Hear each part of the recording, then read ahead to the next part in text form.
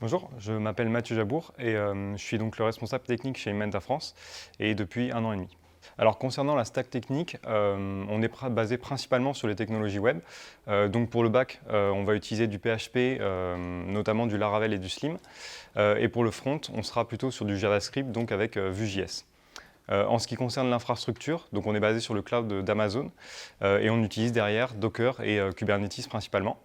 Au niveau du machine learning, on utilise pas mal de Python.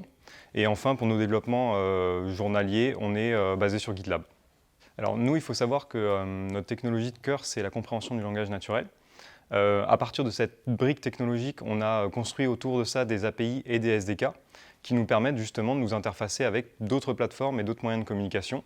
Et donc notre challenge principal ici, c'est d'arriver à s'interfacer avec ces différents canaux et plateformes. Donc ça peut être de la voix comme des callbots, des voicebots avec Google Home par exemple, ou Linby qui sont des robots physiques, des interfaces utilisateurs un peu plus classiques comme des chatbots ou des FAQ, et enfin des plateformes externes comme Facebook ou Slack. Alors en ce qui concerne notre organisation, pour la recherche et le développement et certains projets clients, on travaille en mode agile. Donc on va être principalement sur du Scrum avec des points tous les matins avec l'équipe et des points hebdomadaires. On va travailler aussi sous forme de sprint. Et puis pour d'autres projets clients, on va travailler de manière un petit peu plus classique avec des cycles en V, c'est-à-dire cahier des charges, livraison au client et puis recettes.